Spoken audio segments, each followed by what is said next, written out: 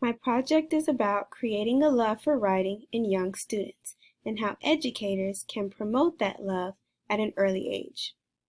I chose this topic because when I was in school, I noticed that several of the other children did not like to write. Oftentimes, they would distract themselves, other students, and even the teacher just to get out of it. They were very reluctant. As such, I decided to research why this was so and how we could fix this problem.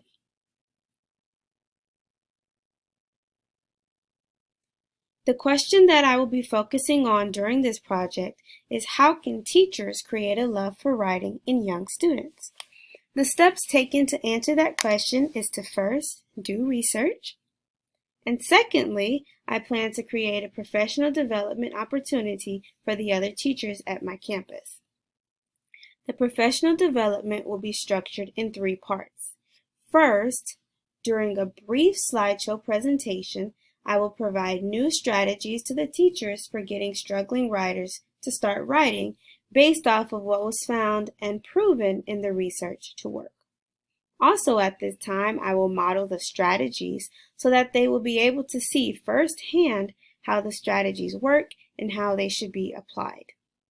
Secondly, I will give the other educators an opportunity to engage with the new strategies and skills that they have just learned.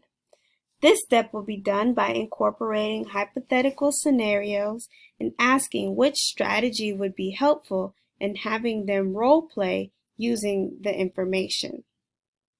Lastly, I will invite them to think about how this new information could be useful in their classrooms as a way to measure their learning and implementation. And during this last step, I will incorporate an online game called Kahoot to assess and monitor their learning. After researching the literature, I found one common theme, and that theme is motivation. Motivation was proven to be a very important component in getting students to write. The research showed various components of motivation. In my project, I have chosen to focus on self-selected topics, scaffolding with images and story starters, and a supportive environment. Writers tend to write more when they are able to self-select their topics. This statement was proven true from the research that was found in the Journal of Adolescent and Adult Literacy and Reading Teacher. In these journals, the teachers tried out the self-selection strategy with their reluctant writers. They were able to transition them from reluctant to willing writers. Research shows that having self-selected topics increase interest, motivation, and intellectual activities. And children who choose their own topics tend to write better than those who are given their assignments by teachers, as found by Englert, Stewart, and Hebert.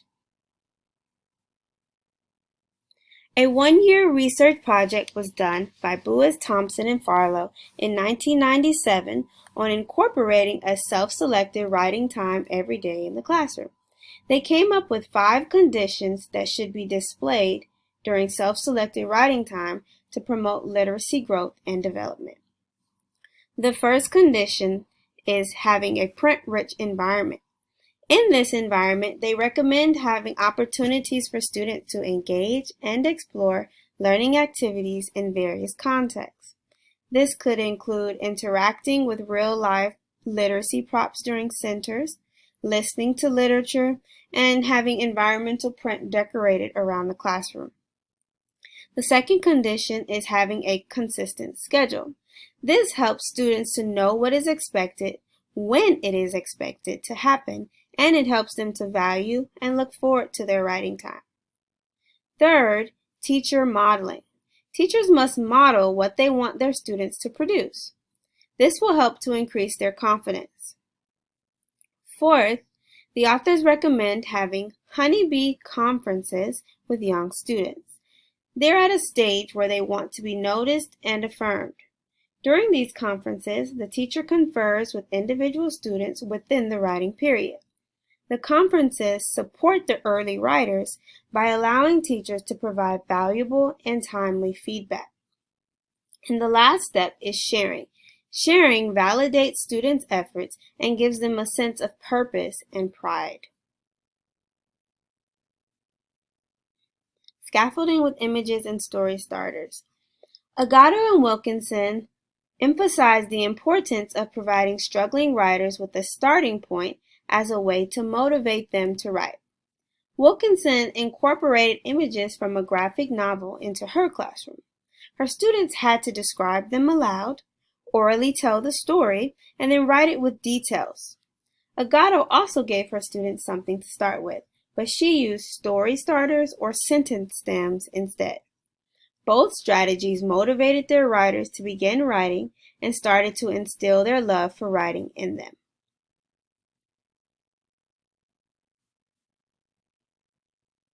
Everyone wants to feel like they belong. Green and Mitchum note that when students feel respected, they gain the necessary confidence to be successful. Nieder and Ram emphasized the need for encouraging students from the very beginning. When they started to encourage their students more and more, they noticed a shift from one-line stories to longer stories. And in a recent study by White, it was proven that teacher-child relationship is significantly related to children's writing quality.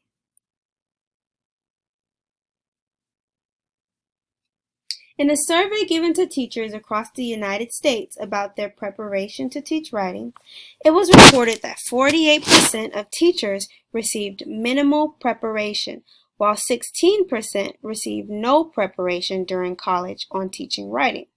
Furthermore, 42% reported taking no course on teaching writing.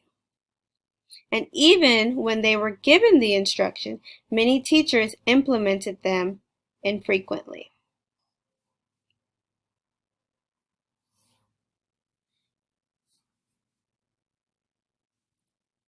Teachers develop better professionally when they are grouped according to their specific subject areas, as reported by Friedlander, Graham, Harris, Laud, and Postholm.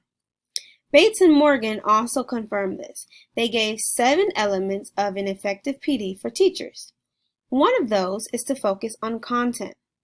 Both articles mention the necessity of literacy coaches and teachers educating themselves and practicing the material before trying it out on their students. Postholm conducted a study on the PD of teachers, professional development of teachers. Research showed that trust is a significant factor between the administration and teacher development.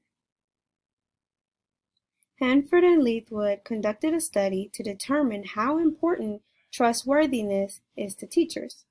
24 teachers were randomly selected and interviewed in a national study. Results showed that teachers had a higher trust in their principals when they demonstrated competence, consistency and reliability, openness, respect, and integrity.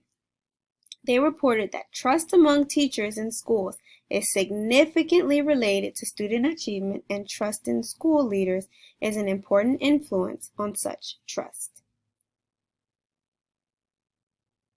The next 2 slides display the references mentioned in this presentation. Thank you for listening.